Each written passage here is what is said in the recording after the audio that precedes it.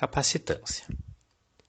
É possível armazenar energia potencial puxando a corda de um arco, esticando uma mola, comprimindo um gás ou levantando um objeto. Também é possível armazenar energia potencial em um campo elétrico, e um capacitor é um dispositivo que faz exatamente isso. Os capacitores, que encontram utilidade em uma série de dispositivos eletrônicos, possuem diversos formatos e tamanhos. Todos eles, entretanto, compartilham elementos básicos: um par de condutores isolados.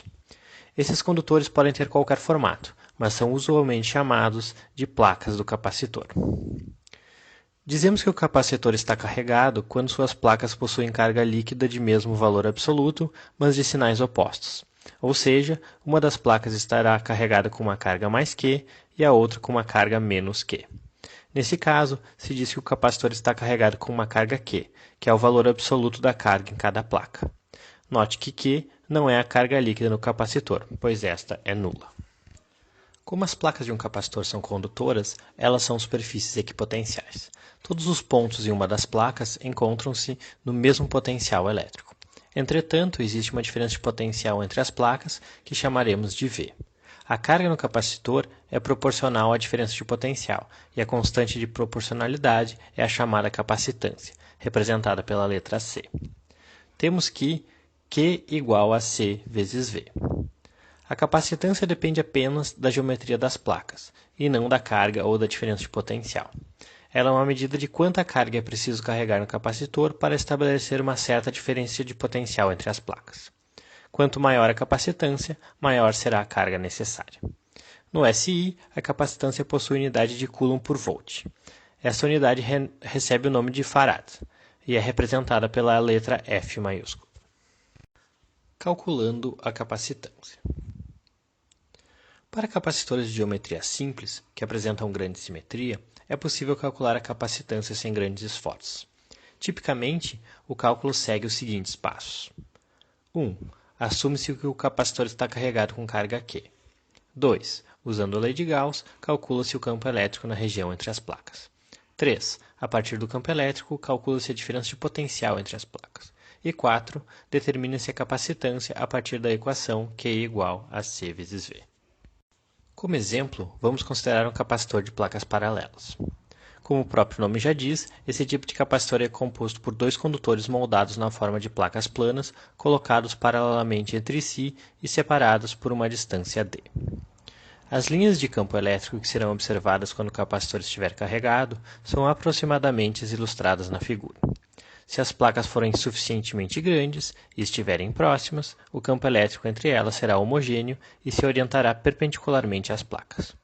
Rigorosamente, teremos um campo elétrico não homogêneo nas bordas do capacitor, mas para simplificar o cálculo, negligenciaremos este fato. Trata-se de uma aproximação razoável. Vamos supor que o capacitor está carregado com uma carga Q e que suas placas possuem área A. Considerando as aproximações discutidas anteriormente, o campo elétrico entre as placas será como listrado na figura. Vamos escolher como superfície gaussiana um paralelepípedo reto cuja área da base também é A. Posicionaremos tal superfície de modo que uma de suas faces que possui área A fique entre as placas e a outra no interior do condutor positivamente carregado, englobando assim uma carga líquida mais Q. O campo elétrico será nulo em todas as faces do paralelepípedo, com exceção daquela que se encontra entre as placas. Essa é atravessada por um campo homogêneo E, que é perpendicular à superfície. Assim, o fluxo do campo elétrico será dado pela seguinte expressão. Pela lei de Gauss, a magnitude do campo E será igual a Q sobre A vezes ε0. A diferença de potencial entre as placas pode ser escrita a partir desta integral, que deve ser calculada para uma trajetória qualquer que parta de uma das placas e chegue na outra. Vamos escolher uma trajetória em linha reta, que parte da placa negativamente carregada e chega na placa positivamente carregada. Nesse caso, o vetor ds será sempre antiparalelo ao vetor campo elétrico E. O produto escalar entre esses vetores, portanto, será simplesmente o produto de seus módulos vezes o cosseno de 180 graus, que é igual a menos 1. Como o campo é constante ao longo da trajetória, podemos tirá-lo para fora da integral. A integral do diferencial ds será simplesmente a distância d entre as placas, e a diferença de potencial entre elas será igual a E vezes d. Como a magnitude do campo elétrico é igual a Q sobre A vezes ε0, a diferença de potencial V entre as placas será dada por Q vezes D sobre A vezes ε0. Da relação entre carga no capacitor e diferença de potencial entre as placas, podemos concluir que a capacitância C de um capacitor de placas paralelas será igual a ε0 vezes A dividido por D, sendo A a área de cada placa e D a distância entre elas.